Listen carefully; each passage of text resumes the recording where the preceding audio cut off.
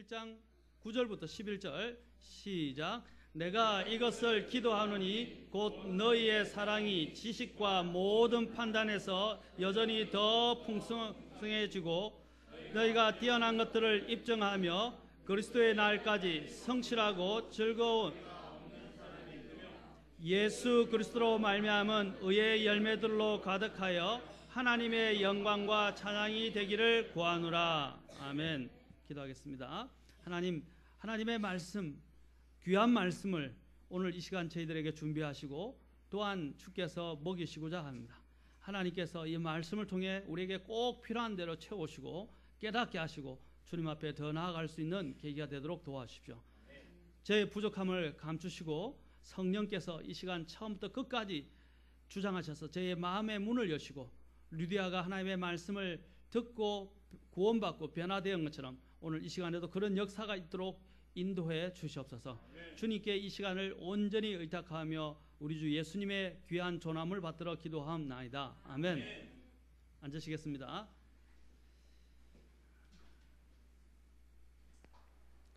자, 오늘 본문의 말씀을 통해서 제가 오늘 선포하고자 하는 말씀의 주제는 주님께서는 우리에게서 열매를 기대하신다. 주님께서는 우리에게서 열매를 기대하신다라는 것입니다. 자, 먼저 사도 바울은 여기서 우리가 하나님 앞에 나아가야 될 그 목적에 대해서 잘 말해주고 있습니다. 곧 오늘 본문의 마지막 부분에 뭐라고 되어 있습니까? 하나님의 영광과 찬양이 되기를 구한다라고 그랬어요. 그래서 하나님은 먼저 우리는 하나님의 영광과 찬양이 되는 성도가 되어야 합니다. 사도 바울은 빌립보 성도들이 하나님의 목적에 부합되는 성숙한 삶, 곧 하나님의 영광과 찬양이 되는 삶을 살도록 기도하고 있습니다. 그의 기도는 먼저 어디에서부터 시작되고 있습니까? 사랑에서부터 시작되고 있다는 것입니다. 사랑에서부터 시작됩니다. 모든 것은 사랑에서 시작되어야 합니다. 그러나 그 사랑은 맹목적이고 눈먼 사랑이 아닙니다. 성경적인 사랑이라는 것은 균형을 갖고 있다는 것입니다.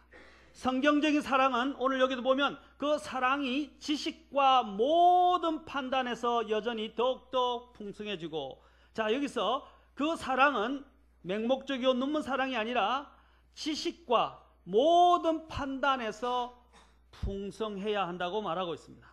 곧 진리의 말씀과 영적인 바른 분별 안에서 사랑해야 한다는 것입니다. 성경은 맹목적인 사랑을 말하지 않습니다.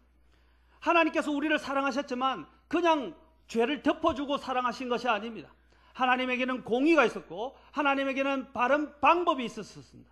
그래서 하나님께서는 공의 가운데서 이것을 행하시기 위해서 십자가에 예수님을 죽게 하셨고, 또한 예수님을 통해서만이 모든 것이 하나가 되게 하시기 위해서 하나님께서는 또한 예수님을 구속자로 준비시키셨던 것입니다.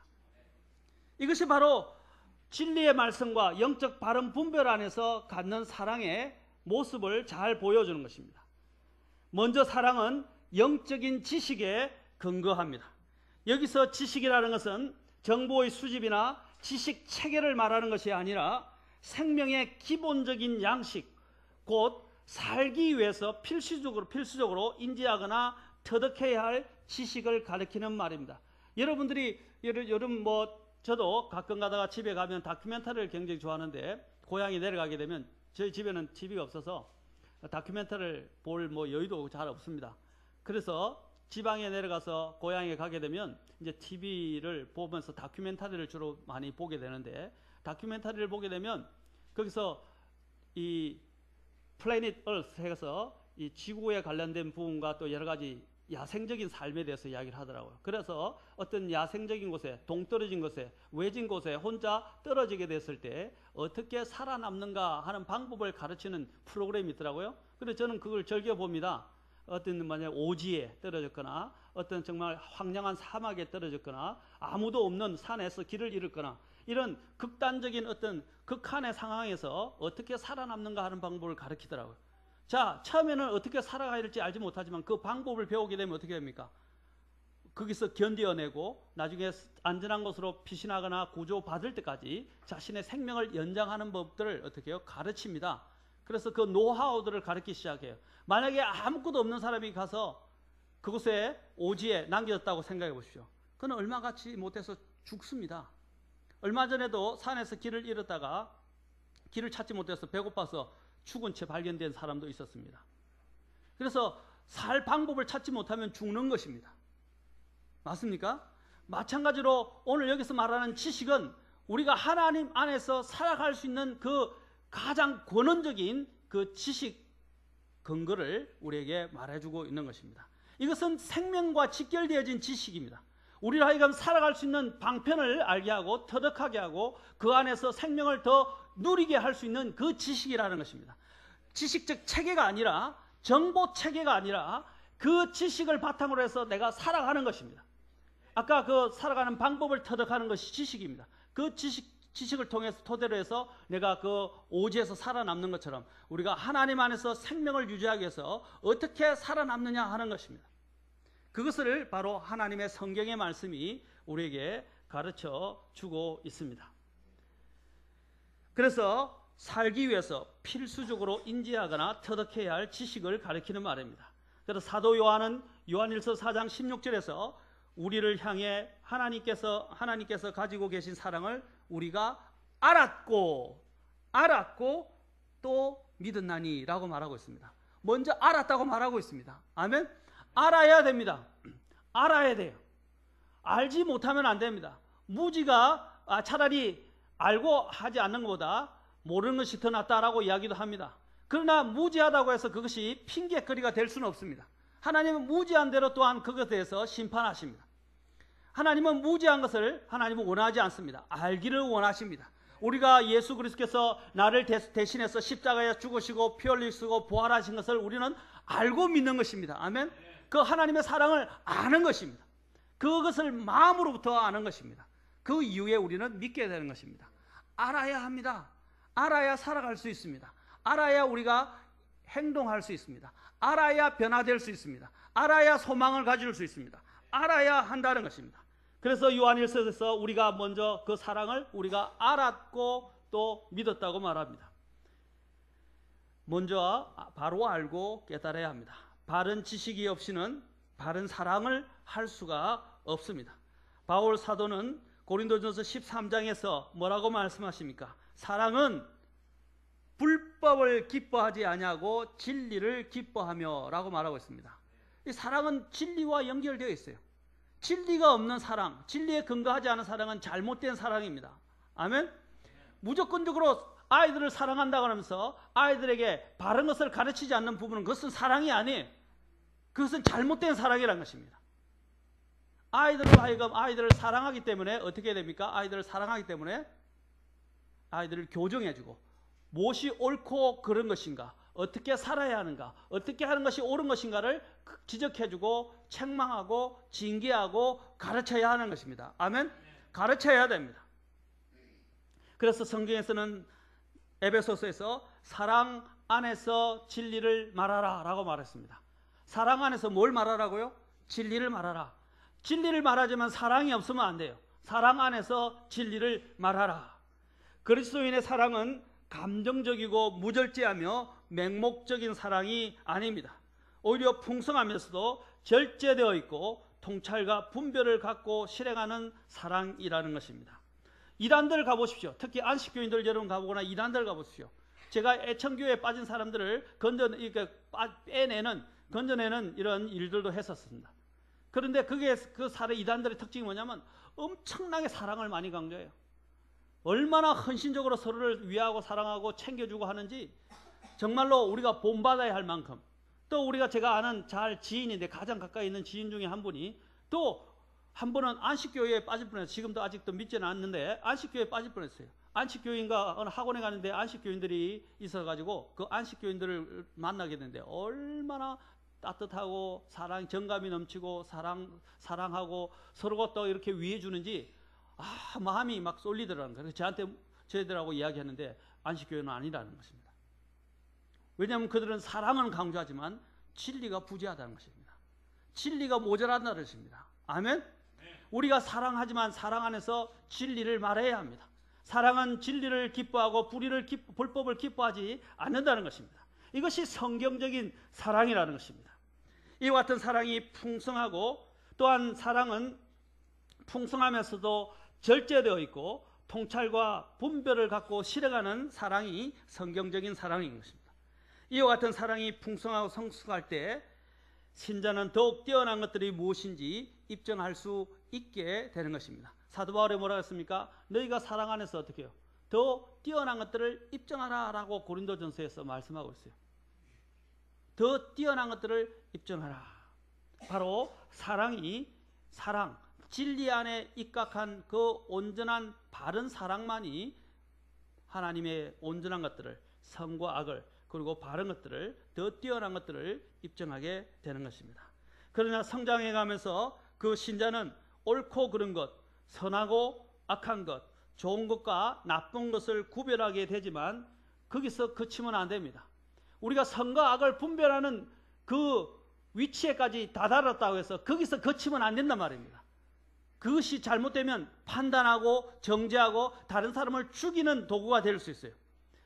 하나님의 이 말씀의 하나님의 사랑은 사람을 살리는 데 사용되어지는 것입니다. 아멘. 사람을 살려야 돼요. 내가 하는 지식에 아무리 뛰어나다 할지라도 그것이 사람을 죽이는 데 쓰면 안 된다는 것입니다. 사람들에게 도전해서 하나님께로 더 가까이 이르고 하나님 안에서 변화를 받고 하나님 앞에서 살아나게 하고 하나님 안에서 소망을 갖도록 만들어줘야 하는 것입니다.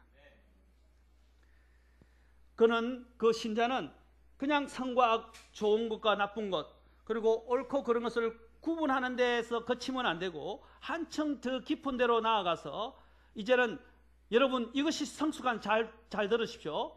어떤 신앙입니까? 최선과 차선을 구분할 줄 아는 삶입니다. 좋은 것이라고 해서 다 모든 것이 최상으로 좋은 것은 아닙니다. 아멘? 좋은 것이 있어도 그 중에서 더 좋은 것이 있어요. 그런데 많은 사람들이 무엇에서 그치냐면 그냥 좋은 것에서 그친다는 것입니다. 좋은 것에서 지나면 안 된다는 것입니다. 가장 좋은 것을 추구해야 하고 가장 좋은 것을 따라야 하는 것입니다. 그리고 또한 평범한 것과 뛰어난 것을 구별할 줄 알아야 됩니다. 자, 이것은 더 어려운 일이죠. 선과 악을 구분하는 일은 명백히 드러납니다. 그렇죠? 그러나 차선과 최선을 구분하는 일은 쉽지 않습니다. 또 평범한 가운데서도 더 뛰어난 것들을 분별하고 입증하는 것은 더 쉬운 일이 아닙니다. 그러나 성경은 어떻게 하라고 했습니까? 더 뛰어난 것을 입증하는 데까지 자라가야 된다라고 말하고 있습니다. 그러고 난 다음에 오늘 본문에 보면 그 후에는 생각이 어디 갔어요? 눈이 한 곳에만 땅 밑에만 집중하고 있는 분들이 있어요. 이런 생각을 저에게 고정시키고 하나님의 말씀에 고정시키시기 바랍니다. 그리고 후에는 성숙한 그리스도인의 특성을 나타내야 하는데 곧 뭐라고 되어 있습니까? 오늘 본문 보십시오. 10절에 보십시오. 너희가 뛰어난 것들을 입증하며 그리스도의 날까지 뭐라고 그랬어요? 성실하고, 여기 성실이란 말이 신설, 바로 신설. 자, 이거 순전하다 아니면 또 라고 이야기할 수 있습니다. 순수하다라고도 할 수 있습니다. 자, 성실하고 실족거리가 없는 사람이 되며, 자, 어디까지 나가야 된다고요? 성실할 뿐 아니라, 순전할 뿐 아니라 실족거리가 없는 사람이 되어야 한다고 말하고 있습니다. 여기서 성실하고 실족거리가 없는다는 것을 한번 생각해. 성실하다, 이것은 진실되고 순수하며 순전하다라는 뜻입니다. 다시 한번 더 제가 구체적으로 말씀드리면, 여기에 신설이라는 이 순수, 여기서 성실하고 된 것을 더 여러분들에게 쉽게 말씀을 드리자면, 이기심이나 죄나 세상적인 기준에 의해서 더럽혀지지 않고 순결한 생활을 추구하는 순수한 동기를 갖는 것을 말하는 것입니다. 다시 한번 말씀드리겠습니다. 여기서 성실이라고 되어 신설이라는 단어는 이기심이나 죄나 세상적인 기준에 의해서 더럽혀지지 않고 순결한 생활을 추구하는 순수한 동기를 가지는 것을 의미하는 것입니다.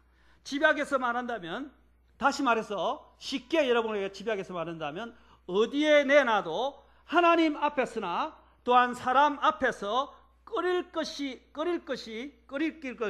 없는 자가 되고 다른 사람들에게 실족거리가 되지 않는 자가 되어야 한다라는 것입니다.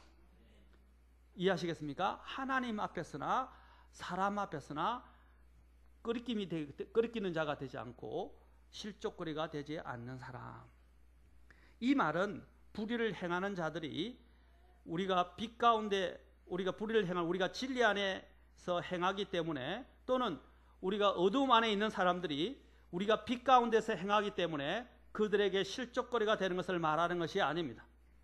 불의한 자들은 우리가 진리를 행하기 때문에 우리로 인해서 실족합니다. 화를 냅니다. 기분 나빠합니다. 그리고 대적하려고 합니다. 그것을 말하는 게 아니라는 것입니다. 우리가 선을 행하고 하나님의 진리 안에 있으면서 같이 진리 안에 있는 사람들을 실족시키지 않는다는 것입니다. 이것은 바로 그리스도인의 양심에 대해서 말하는 것입니다. 사도행전 23장 1절, 24장 15, 16절을 보도록 합시다. 사도행전 23장 1절. 우리 형제님들 차 운전하신다고 많이 피곤하셨나요? 자, 23장 1절. 자, 봅시다. 사도 바울이 이 부분에 대해서 뭐라고 말씀하고 있습니까?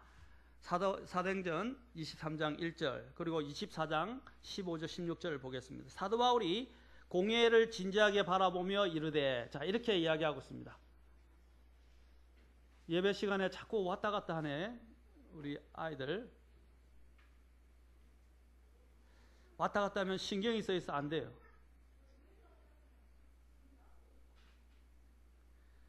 자, 사람들아, 형제들아, 내가 이날까지 하나님 앞에서 전적으로 선한 양심을 가지고 살았노라. 내가 이날까지 하나님 앞에서 전적으로 선한 양심을 가지고 살았노라 라고 말하고 있습니다. 자, 이것이 바로 끄리낌이 없는 삶입니다. 하나님 앞에서나 사람 앞에서 끄리낌이 없는 삶, 그리고 또한 실족거리가 되지 않는 삶을 말합니다. 또 사도행전 24장 15절 16절 같이 읽읍시다. 사도행전 24장 15절 16절 자, 보도록 하겠습니다.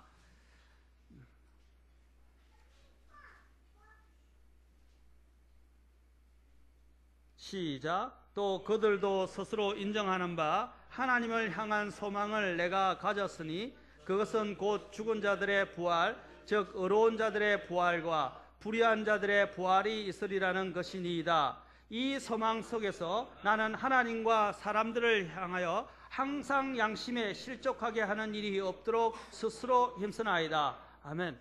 사도 바울은 바로 항상 양심에 실족하게 하는 일이 없도록 어떻게 했어요? 늘 애썼다고 말하고 있고, 23장 1절에서는 강하게 말하기를 뭐라고 했습니까? 하나님 앞에서 전적으로 선한 양심을 가지고 살았다라고 말하고 있습니다. 여러분, 이렇게 말하기가 쉽지 않습니다. 그렇지 않습니까? 이것이 바로 성숙한 사람의 모습입니다. 하나님 앞에서나 사람 앞에서나 선한 양심을 지키고 또한 끄리낌이 없는 삶. 여러분, 이러한 성숙함에까지 나아가야 된다는 것입니다. 아멘? 이런 성숙함에까지 나아가셔야 돼요. 자, 그러면 바로 하나님께 우리가 영광과 찬송이 된다는 것입니다. 또 주님께서는 성도의 삶에서 우리는 여기서 지나지 않고 의의 열매들을 기대하십니다. 아까 사랑 안에서 지식과 그렇죠, 분별 가운데서 더 풍성해지기를 원하십니다. 그런데 더 나아가서 어떻게 했습니까? 다른 사람에게 이제 끄리낌이 되지 않고 실족거리가 되지 않는 그런 사람이 되기를 원하십니다. 이제는 더 나아가서 뭐라고 됐습니까? 거기서 그치지 말고 또 열매를 맺는 삶을 살라라고 말하고 있습니다. 열매 맺는 삶. 자, 여기서 성도의 삶에서 어떤 열매를 말하고 있습니까? 여기서 주님께서는 가득한 열매를 원하십니다. 그냥 열매가 아니라 가득한 열매를 원하십니다. 사도 바울은 앞에서 제시한 그리스도인의 원리와 특성을 가지고 실제적인 삶에 있어서 내적으로나 외적으로나 예수 그리스도로 말미암은 의의 열매들로 가득하기를 기도합니다. 하나님께서는 우리가 영적인 열매들을 내기를 기대하십니다. 그것도 열매들을 가득하게 풍성하게 내기를 기대하신다는 사실입니다.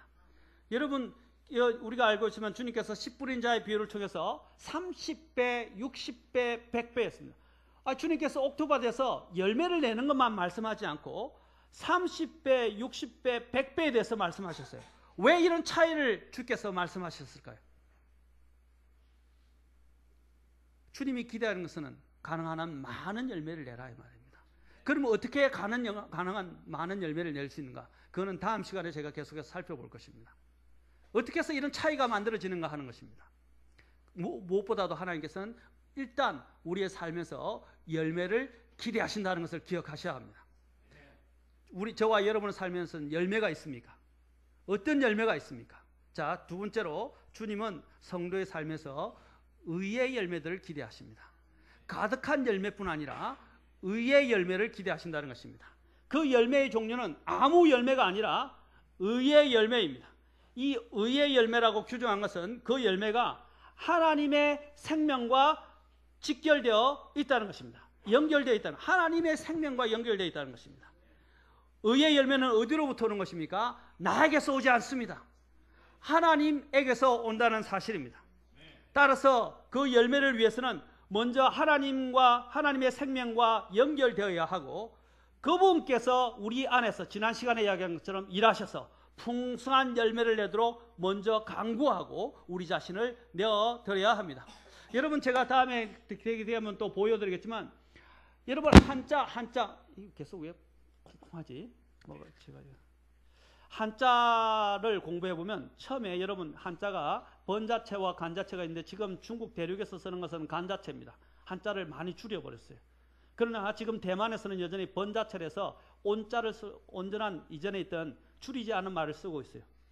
그렇죠? 이 한자, 이 창세기를 한자를 공부해 보면 창세기와 관련된 성경적인 진리들을 그대로 담고 있어요. 상형 문자가 그 성경 진리들을 그대로 담고 있어요.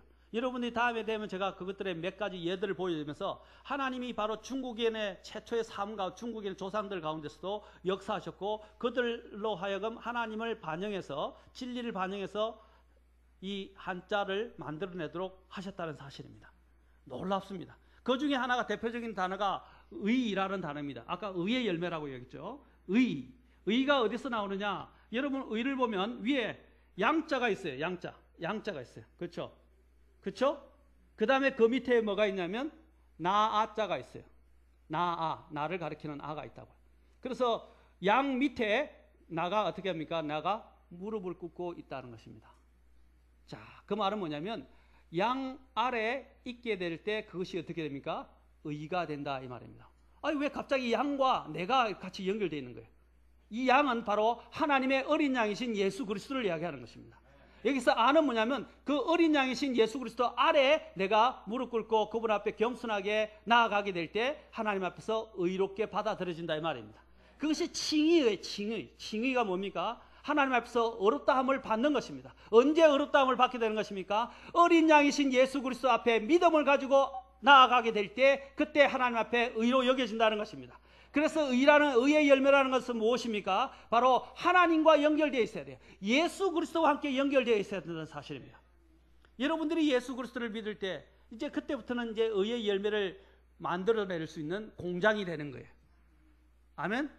예수 그리스도 없이는 하나님 앞에서 의의 열매란 있을 수 없어요. 이 열매를 그래서 오늘 본문에서 뭐라고 그랬습니까? 예수 그리스도로 말미암아. 그 의의 열매는 어디서부터 오는 거예요? 예수 그리스도로부터 말미암아 온다고 되어 있습니다. 그래서 11절에 예수 그리스도로 말미암은 의의 열매를 하나님께서 기대하신다고 말합니다. 아무것도 어떤 것도 예수 그리스도를 통하지 않고서는 하나님께 의의 열매를 낼 수 없습니다. 여러분 예수 그리스도를 믿으셨습니까? 예수 그리스도와 밀접한 생명관계를 유지하고 계십니까? 예수 그리스도를 통해서 하나님 앞에 의롭다함을 받았습니까?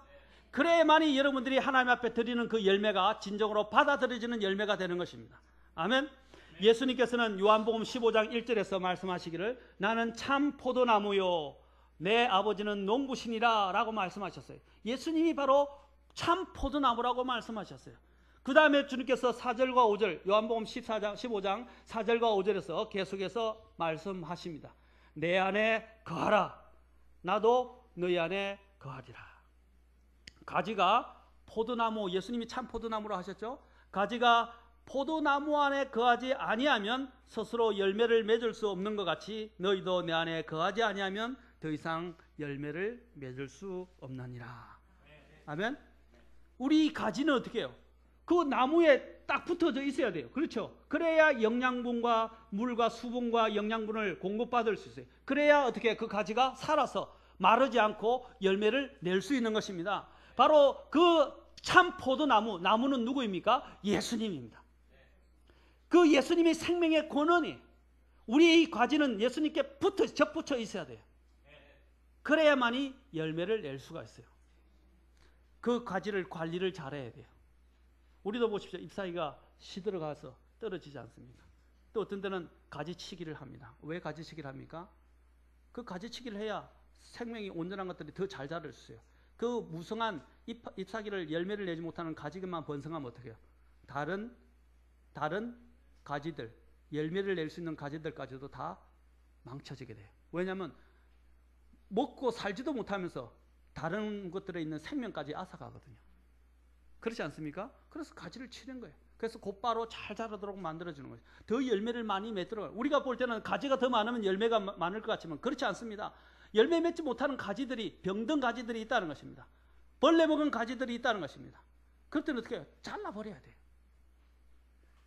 마찬가지로 하나님께서는 그러한 열매들로 우리가 열매를 내는 가지들가 되기를 원하십니다. 그래서 15장 5절에서 계속해서 말씀하시기를 나는 포도나무요 너희는 가지니라. 사람이 내 안에 거하고 내가 그 안에 거하면 바로 그 사람은 뭐라고 했어요? 많은 열매를 맺나니.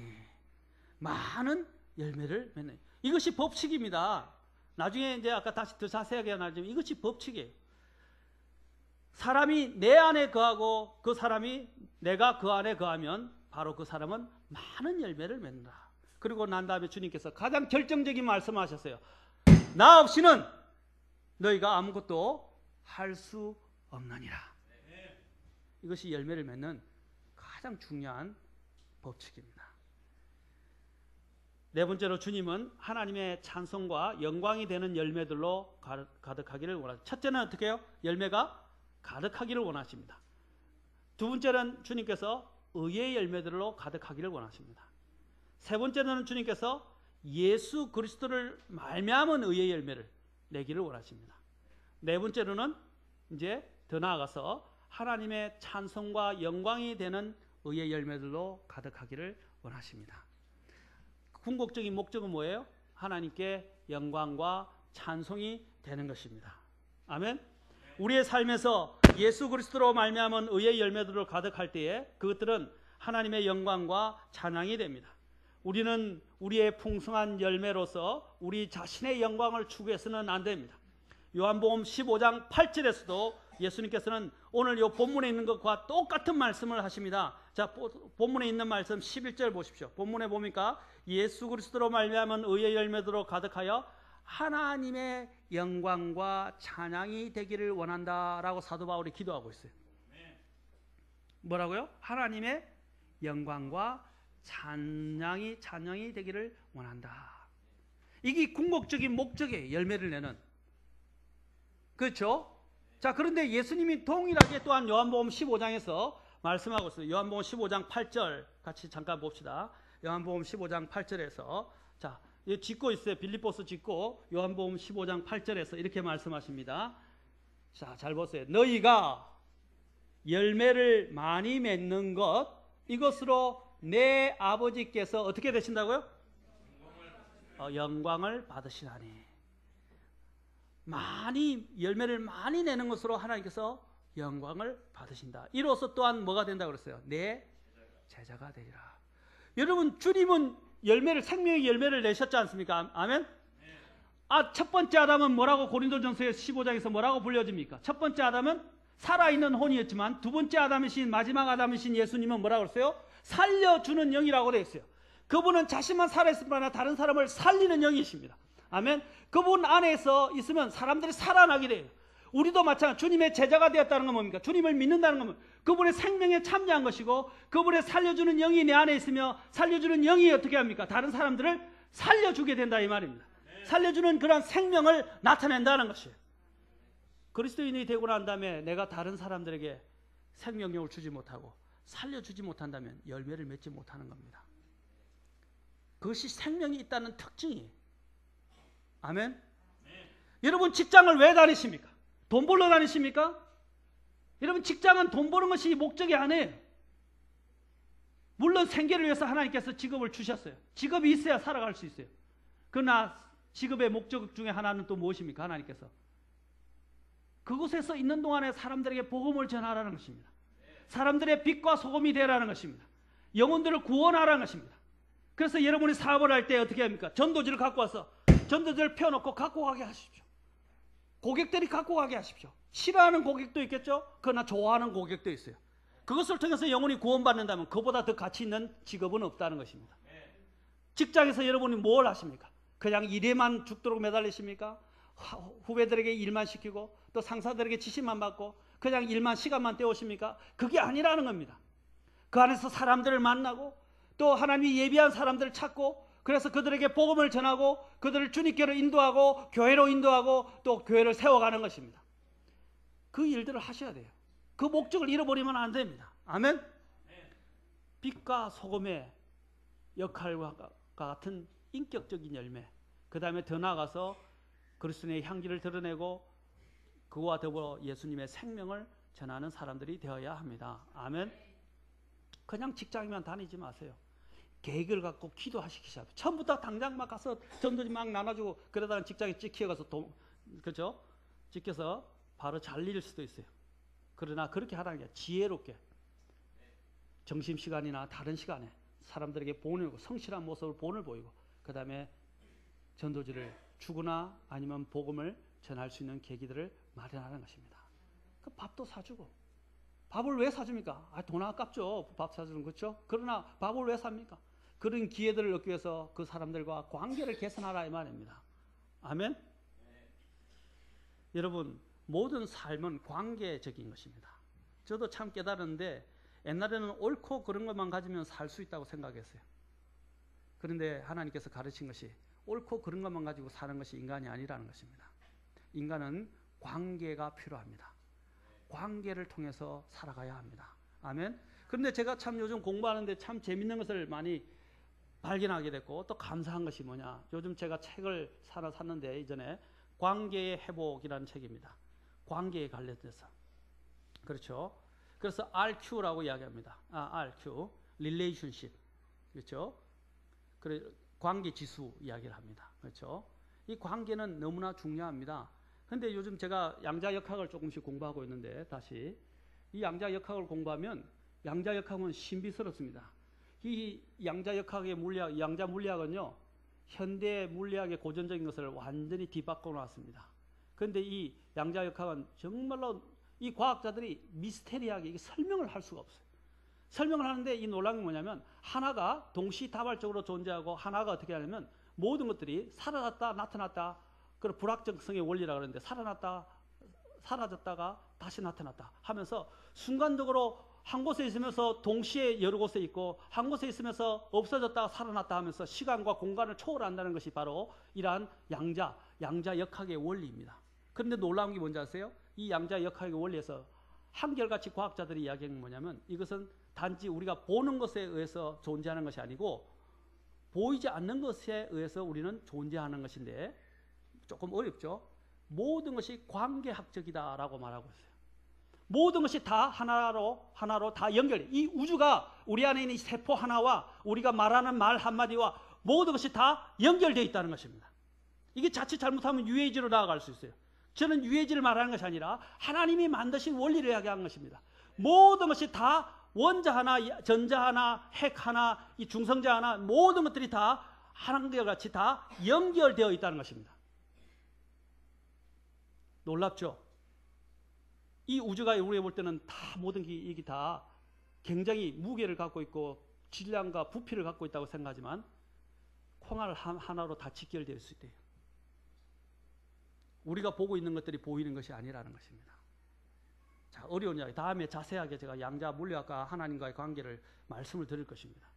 여러분 모든 것은 관계와 관련되어 있어요. 하나님과 관계되어 있지 않는다면 우리는 의의 열매를 맺을 수 없습니다. 하나님과 관계되어 있지 않으면 하나님께 찬송과 영광을 돌려드릴 수가 없다는 것입니다. 하나님께서 우리를 부르신 목적은 예수 그리스도를 통해 의의 열매들로 가득 차서 하나님께 영광과 찬양이 되게 하기 위함입니다. 우리의 삶이 모든 면에서 어떤 열매를 맺고 있는지가 정말 중요한 문제인 것입니다. 이제 육신적이고 인위적인 열매는 벗어버려야 하겠습니다. 인위적인 열매는 하나님께 전혀 무익한 것입니다. 하나님 안에서, 아까 그랬어요. 하나님 안에서 예수 그리스도로 말미암은 의의 열매들을 내어야 하는 것입니다. 예수님께서는 제자들이 열매를 많이 맺으면 하나님께서 영광을 받으실 것이라고 말씀하셨습니다. 이미 하나님께서는 아들 예수님을 통해서 영광을 받으셨어요. 아멘. 아들 예수님을 통해서. 그런데 이제 제자들을 통해서도 하나님께서는 어떻게 해요? 예수님을 믿는 제자들을 통해서도 영광을 받기를 원하신다는 것입니다. 본문에서 바울 사도는 더 나아가서 빌립보 성들의 그와 같은 성숙한 모습이 그리스도의 날까지 계속 나타나기를 또한 기도하고 있습니다. 주님 오실 날이 얼마 남지 않았습니다.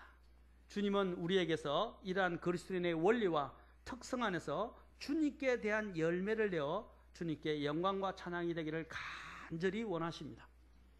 여러분, 주님 앞에 섰을 때 과연 나는 어떤 열매를 내어 드릴 수 있습니까? 나는 주님 앞에 섰을 때 과연 어떤 열매를 내어 드릴 수 있겠습니까? 그것들이 과연 또 그분께 영광과 찬양이 되어 드릴 수 있습니까? 또 나는 그분 앞에 열매를 내는데 얼마나 많은 의의 열매들을 내어 드릴 수 있습니까? 하나님께서는 오늘 뭐라고 했어요? 열매들을 기대하십니다. 아멘. 바울은 빌립보 성도들이 하나님의 찬송과 영광이 되는 의의 열매가 가득하기를 위해서 기도하고 있습니다. 저 또한 저와 여러분이 하나님의 찬송과 영광이 되는 의의 열매들로 가득한 성도들이 되기를 바랍니다. 그러면 주 하나님께 대해서 열매를 맺지 못한 경우는 어떻게 될 것인가? 저는 이스라엘을 통해서 한 번 더 설명드리고 마치도록 하겠습니다. 주 하나님께 대한 열매를 맺지 못한 이스라엘 백성을 한번 봅시다. 나무는 어떠한 모양으로든 반드시 꽃을 피웁니다. 그리고 열매를 냅니다. 그것이 화려하든 보잘것없든 크든 작든 상관이 없습니다. 그래서 목지 필화라는 말이 생겨난 것입니다. 무화과는 꽃이 없는 나무라는 뜻이지만 안을 들여다보면 속으로 꽃을 피우고 있는 것을 보게 됩니다. 그리고 한 번 핀 꽃은 어떤 형태든 반드시 열매를 맺습니다. 우리 주님께서 기르시는 우리는 나무와도 같습니다. 이스라엘 백성도 주님께서 기르시는 무화과 나무와 같았습니다. 때문에 반드시 꽃을 피우며 그 꽃에 상관하는 열매를 맺어야 한다는 것입니다. 원래 이스라엘은 하나님께서 포도원에 심으신 포도나무라고 말씀하셨어요. 그래서 예수님이 자신을 나는 참 포도나무요 라고 말씀하셨어요. 생명의 근원이라는 것입니다. 그리고 또한 주님께서 포도원에 심은 이스라엘을 포도나무라고 했어요. 그래서 포도나무를 심었다는 말은 포도나무 속에서 뭘 기대하는 거예요? 포도 열매를 기대하는 겁니다. 아멘. 그런데 이스라엘이 어떻게 됐습니까? 하나님께서 원치 아니하는 잘못된 열매들을 맺으면서 실패하고 말았습니다. 그들에게서는 분명히 올바른 씨가 심겨졌으나 타국 포도나무 열매가 맺음으로 하나님의 뜻에서 벗어나게 되었다고 말하고 있습니다. 이스라엘은 성경에서 올리브나무, 무화과나무, 포도나무로 비유되고 있습니다. 이스라엘은 구약에서 나오는 주님의 포도이며 포도나무의 목적은 그 가지를 넓게 그냥 퍼뜨리는 것이 아니라 어떻게 해요? 오직 열매를 많이 맺는 것이고 하나님을 향하여 자라가고 하나님을 향해서 열매를 맺는 것입니다. 그러나 이스라엘은 그것을 이루지 못했습니다. 대언자 이사야는 포도원에 비유해서 이스라엘의 열매 맺지 못하는 원인과 그 결과로 인할 심판에 대해서 기술하고 있습니다. 대언자 예레미야도 이스라엘의 열매 맺지 못함에 대해서 이렇게 이야기하고 있습니다. 내가 너를 한 고귀한 포도나무, 즉 온전히 올바른 씨로 심었더니 너가 내게 타국 포도나무인 빗나간 식물이 되면 어쩌미뇨? 라고 주님께서는 질문을 하고 있습니다. 엉뚱한 열매를 맺고 있다는 것이에요. 포도나무에서 뭘 기대합니까? 포도 열매를 기대해야 되는데 타국 열매들을 내고 있었다는 것입니다. 예수님께서 그들의 열매 맺지 못함으로 인해서도 마태복음 21장 19절에서도 말씀하셨고 또한 그것을 저주하셨습니다. 자, 21장 잠깐 가봅시다. 마태복음 21장. 여러분 심각하게 들으십시오. 우리의 삶에 열매가 없다면 그것은 굉장히 중대한 문제인 것입니다.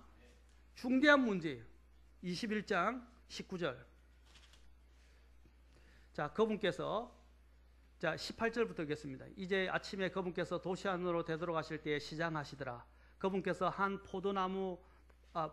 무화과 나무를 길에서 보시고 거기로 가셨으나 잎사귀 외에는 거기서 아무것도 찾지 못하셨으므로 그 나무에게 이르시되 이제부터 영원토록 너에게서 아무 열매도 자라지 아니하리라 하심에 곧 무화과 나무가 말라 버리니. 자, 여기서 보면 주님께서 무화과 나무에서 열매를 기대했는데 열매를 맺지 못하고 잎사귀만 무성했어요. 그래서 어떻게 했어요? 주님께서 그것을 저주하셨습니다. 마태복음 21장 33절부터 44절도 보십시오. 여기서도 주님께서는 또 말씀하십니다. 자, 달란트 비유를 통해서 말씀하십니다.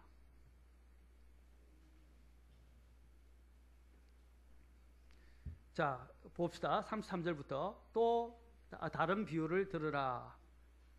어떤 집 주인이 포도원을 만들어 그 주위에 울타리를 두르고 그 안에 포도즙 틀을 파고 망대를 세운 뒤 농부들에게 그것을 세주고 먼 나라로 갔다가, 자, 지금 이 뭐냐면 주님께서 이스라엘 백성들에게 무엇입니까? 포도 나무를 가꾸라고 이스라엘 백성들에게 맡기고 어떻게 해요? 주님께서 지금 하늘로 가신 것을 말하는 겁니다. 알습니까? 먼 나라로 갔다가 열매 맺는 때가 가까이 이르매 농부들에게 자기 종들을 보내어 그들이 그것의 열매를 받게 하니라. 종들은 대언자들을 이야기합니다. 농부들이 그의 종들을 잡아 하나는 때리고 다른 하나는 죽이고 다른 하나는 돌로 치매 그가 다시 다른 종들을 처음보다 더 많이 보내니 그들이 그 종들에게 그렇게 하거늘 그가 맨 마지막으로 자기 아들을 그들에게 보내며 이르되 예수 그리스도를 이야기합니다. 그들이 내 아들은 공경하리라 하였으나 농부들이 그 아들을 보고는 자기들끼리 이르되 이 사람은 상속자니 오라 우리가 그를 죽이고 그의 상속 재산을 빼앗자 하고 그를 붙잡아 포도원 밖으로 내던지고 죽였느니라. 그런즉 포도원 주인이 오면 그 농부들에게 어떻게 하겠느냐 하시니 그들이 그분께 이르되 그가 그 사악한 자들을 무참히 멸하고 자기 포도원은 제때에 자기에게 열매를 바칠 다른 농부들에게 세 주리라 하매 예수님께서 그들에게 이르시되 너희가 성경 기록에서 건축자들이 버린 돌 바로 그들이 모퉁이의 머릿돌이 되었나니 이것은 주께서 행하신 것이요 우리 눈에 놀랍도다 한 말씀을 결코 읽어본 적이 없느냐. 그러므로 내가 너에게 이르노니 아버지께서 너희로부터 하나님의 왕국을 빼앗아 왕국의 열매를 맺는 민족에게 주시리라. 열매 맺는 데, 자, 44절 같이 읽겠습니다. 44절. 이제 44절.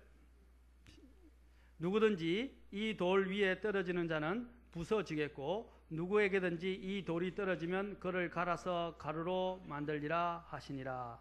자, 보십시오. 주님께서는 이제 열매를 맺는 사람들에게 어떻게 해요? 열매를 맺지 못하는 것들을 빼앗아서 주시겠다고 말씀하셨어요. 이스라엘 백성들에게서 하나님께서는 열매를 기대하셨습니다. 그러나 열매가 없자 주님께서는 어떻게 해요? 그들을 그 무화과 나무에 비유되는 이스라엘을 저주하신 것입니다. 사랑하는 성도 여러분, 우리가 하나님 앞에서 합당한 열매를 맺지 못하게 될 때 주님께 버림바가 되는 것입니다. 이것은 구원을 받지 못한다는 것이 아닙니다. 주님 앞에 섰을 때 부끄러운 모습으로 구원받게 된다는 것입니다. 예수님께서는 참 포도나무이신데 이스라엘 백성들은 그분을 배척해버렸습니다. 그래야 이제 주 예수 그리스도와 함께 생명력으로 연합된 자들은 누구든지 열매를 맺는 영광스러운 특권을 이방인인 우리가 가지게 되었습니다. 이제 열매는 예수 그리스도 안에서 성령님 안에서 맺어지게 되는 것입니다. 사랑하는 성도 여러분, 하나님은 우리에게서 열매를 기대하십니다.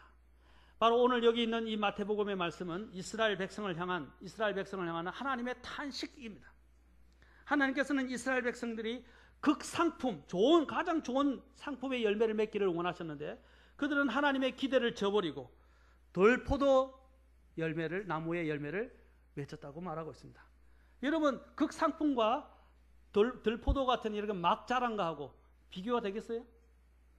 맛이 달라요. 여러분 포도도 맛이 다르죠? 맞습니까? 왜 수박 가서 수박에 있는 이 위에 있는 꼭지를 보시면서 그걸 톡톡톡 두드려 보십니까? 예? 왜 포도를 이렇게 쭉 들어서 이렇게 보십니까? 왜 사과를 이렇게 쭉 사과가 그 위에 있는 그 꼭지가 시들은지 안 시들은지 다 보시고 또 그것이 색깔이 어떻게 변색되는지 보십니까? 왜 보십니까? 좋은 사과, 좋은 그렇죠? 과일을 얻으려고 하는 거 아닙니까? 맞습니까? 하나님께서도 마찬가지예요. 극상품 포도를 심었는데 덜 포도가 나오는 거예요. 여러분도 마찬가지예요. 하나님의 예수 그리스도라는 성품을 여러분들 안에 저와 여러분 안에 심으셨어요. 아멘. 그러면 예수 그리스도에 걸맞는 그런 합당한 열매들이 우리에게서 나와야 됩니다. 그런데 이상하게 내 육신의 열매들로 가득 차게 됐을 때 하나님이 기뻐하시겠냐는 거죠. 하나님이 얼마나 마음이 슬퍼하시겠어요. 이것이 바로 이스라엘 향한 탄식이 우리에게 대한 또한 탄식으로 변할 수 있다는 것입니다. 하나님은 자기의 백성 이스라엘을 제사장 백성, 하나님의 소유된 거룩한 백성으로 삼으시고 하나님의 영광을 나타내시고자 하셨습니다. 그들을 이집트에서 출애굽시키시고 모세를 통해 율법을 주심으로 언약 백성으로 또한 삼으셨습니다. 그러나 이스라엘은 하나님을 배반했습니다. 하나님의 말씀을 떠나서 패역한 길을 쫓아가고 우상을 섬겼습니다. 하나님은 범죄한 이스라엘을 주변 강대국들을 통해서 징계하셨습니다. 예수님은 이스라엘의 범죄를 포도원의 이 농부 비유를 통해서 말씀하신 것입니다. 사랑하는 성도 여러분, 우리는 주님께서 기대하시는 열매를 과연 내고 있습니까?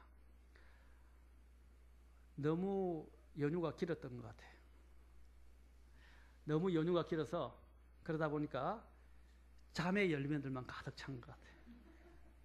사랑하는 성도 여러분, 영적인 열매들 정신을 바짝 차리고 주의 말씀에 좀 집중하십시오. 주님께서는 우리에게서도 이러한 실패를 경험하고 계신지 모릅니다. 주님께서는 완전한 유대인으로 심겨진 참 포도나무가 되셨습니다. 하늘로부터 온 생명의 씨로 말미암아 참 포도나무가 되신 것입니다. 그분은 이 땅에 속하지 아니하시고 오직 하늘에 속하신 분이셨습니다. 그분은 동정녀 마리아에게 나셨지만 그리고 이 땅에 심기셨지만 농부이신 하나님에 의해서 온전하게 완전하게 경작되셨습니다. 주님께서는 주님 안에 있고 그 안에 거하는 자들에게 말씀하십니다. 곧 그분 안에 있는 자들이 열매를 더 많이 맺게 될 것이라는 것입니다. 사랑하는 성도 여러분, 여러분이 정말 주님 안에 있고 주님 안에서 열매를 내고 있습니까?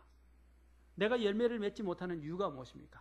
나는 지금까지 살아오면서 거듭난 그리스도인이 되고 난 뒤부터 얼마나 많은 주님 앞에 열매를 내었습니까? 또 어떤 열매들을 내었습니까? 의의 열매가 아닌 내 육신의 열매들을 내지 않았습니까? 열매를 낼 때 30배 내었습니까? 60배 내었습니까? 100배 내었습니까? 사랑하는 성도 여러분, 하나님이 우리에게서 열매를 기대하십니다. 그 열매를 하나님 앞에 많이 돼서 오늘 본문에서 이야기한 것처럼 사도 바울이 기도한 것처럼 하나님 앞에 찬송과 영광이 되기를 원하십니다. 마지막으로 전쟁의 총상으로 죽어가는 청년에게 군목이 물었습니다. 어머니께 드릴 말이 있는가 남기시게나. 예, 행복하게 죽었다고 전해주십시오. 그리고 주일학교 선생님께 편지를 써주십시오. 뭐라고 쓸까? 예, 저는 그리스도인으로 죽었다고요. 선생님께 편지를 대신 써주세요. 난 그녀의 가르침을 결코 잊지 않았다고 해주세요. 그러자 한 2, 3주가 지나고 난 다음에 군목은 주일학교 선생님께 편지를 보내줬고 또 편지를 받게 됐습니다. 그런데 그 선생님이 이렇게 적었습니다. 나는 지난주에 주일학교를 떠났습니다. 그것은 내가 하는 일에 무가치함을 느꼈기 때문입니다. 그러나 당신의 편지를 받고 나서야 다시 학생들에게 돌아갑니다. 나는 다시 주의 이름으로 가르칠 것이고 이 일을 끝까지 감당해 내겠습니다. 사랑하는 성도 여러분, 때로는 우리는 너무 보이는 열매들에게만 집착하지만 그러나 진정한 열매는 하늘에 가서 우리는 알 수 있게 될 것입니다. 지금 이 땅에서 내가 생각하는 열매를 우리가 눈에 보이는 열매는 아니지만 여러분들이 정말 주님을 향해서 온전한 주님 앞에서 바른 마음으로 주님을 섬기고 주님 앞에서 열매를 맺게 될 때 그것이 지금 눈에는 보이지 않지만 하늘에 있게 됐을 때 하나님이 주시는 풍성한 열매들을 보게 될 것입니다. 대표적으로 조지 뮬러에 대해서 제가 말씀드렸죠. 조지 뮬러가 모든 기도를 응답받은 대표적인 기도의 사람입니다. 그런데 그가 기도 제목 중에 한 가지만 기도 응답을 받지 못했어요. 그래서 그는 그것을 보지 못하고 응답을 보지 못하고 죽었습니다. 그런데 죽고 난 다음에 어떻게 해요? 그가 자기가 기도하던 그 친구가 구원을 받았습니다. 그가 그 자신의 살아있는 동안에 눈으로는 보지 못했지만 하나님께서 그의 기도를 통해서 심으셔서 그가 죽고 난 이후에 그 친구가 극적으로 구원받게 하셨어요. 그것은 하늘에 가서 볼 수 있는 것입니다. 마찬가지입니다. 여러분, 제가 말하는 열매는 하나님 앞에서 눈에 보이는 열매만을 말하지 않습니다. 나중에 이야기했지만 내 안에 있는 인격적인 열매, 그 다음에 더 나아가서 많은 다른 감사의 열매, 그 다음에 더 나아가서는 또한 구령의 열매, 수많은 열매에 대해서 이야기해요. 얼마 전에 제가 열매를 주님께로 인도했지만 또 잊어버린 것도 많지만 나중에 그들이 진정 구원받았는지 하늘에 가면 그들이 나를 찾아올 것입니다. 그리고 주님 앞에서 기뻐하며 저에게 저 사람이 나를 주님께로 인도한 사람입니다 하고 주님께 청구해 줄 수도 있을 것입니다. 그렇죠? 지금 당장은 내가 만나지 못하고 또 잊어버렸고 또 지금은 당장 내 앞에 수학으로 남아있지 않지만 그 수학이 하늘에서 영원히 남아있게 될 것이라는 것입니다. 사랑하는 성도 여러분, 하나님은 우리에게서 열매를 기대하십니다. 여러분, 주님 앞에 설 때 아무 열매가 없어서 부끄러운 모습으로 서지 않기를 바랍니다. 저는 여러분이 하나님 앞에 향기로운 정말 아름다운 의의 열매들 가득하게 주님 앞에 내어드릴 수 있기를 바랍니다. 아멘. 그때 추수의 때에 하나님이 그것을 보시고 기뻐하실 것입니다. 기도하시겠습니다.